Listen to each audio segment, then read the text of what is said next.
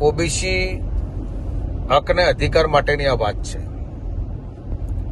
ગુજરાતમાં વસ્તી ગણતરીની શરૂઆત પણ થઈ ગઈ છે અને વસ્તી ગણતરીની અંદર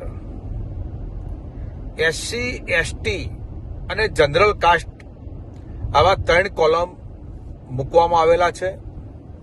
કોલમ નંબર 13 છે અને આ 13મા કોલમની અંદર ઓબીસીની કોલમ મૂકવામાં આવેલું નથી અને ઓબીસીનું કોલમ મૂકવામાં ના આવવાના કારણે ક્યાંક આ સરકાર ઓબીસીના હક ને અધિકાર છીનવાની તો વાત નથી કરતી ને. ઓબીસીની વસ્તી ગણવાનું આ સરકારનું કેમ મનસા થતી નથી? ઓબીસી અનામત વસ્તી જનરલ કાસ્ટમાં સમાવેશ કરી અને આ સરકાર વસ્તી ગણતરી પછી ઓબીસીના હકના અધિકારો કાઢી લેવાનું આ ભારત સરકારનું કોઈ કાવતરું તો નથી ને? મને આ 4-5 સવાલો પણ થાય છે.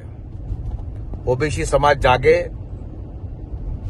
આ કોલમ વચ્ચે વસ્તી ગણતરીના કોલમની અંદર ઓબીસીનું કોલમ કાઢી નાખવામાં આવેલ છે અને ઓબીસીનું કોલમ જો કાઢવા પછી ઓબીસીની હક ને અધિકાર તમે જે લડત લડી રહ્યા છો એને બજેટ કઈ રીતે ફાળવવામાં આવશે એની વસ્તીની જ જો ખબર નહીં હોય તો એના વોકડાની શી ખબર પડશે?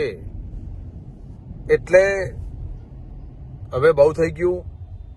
જાગે ઓબીસી સમાજ અને એના હકના અધિકાર માટેનો પ્રસ્તાવ પણ મૂકે અને જરૂર પડે તો રોડ રસ્તા ઉપર આવવું પડે તો રોડ રસ્તા ઉપર આવી અને આપણા હકના અધિકાર માટેનું આ ઓબીસીનું કોલમ વસ્તી ગણતરીમાં મુકાવવું પડે.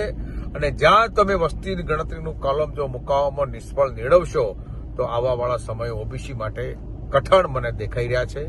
આવો આપ સૌ સાથે મળી આપણે ઓબીસી હક અને અધિકાર માટેની લડત લડીએ.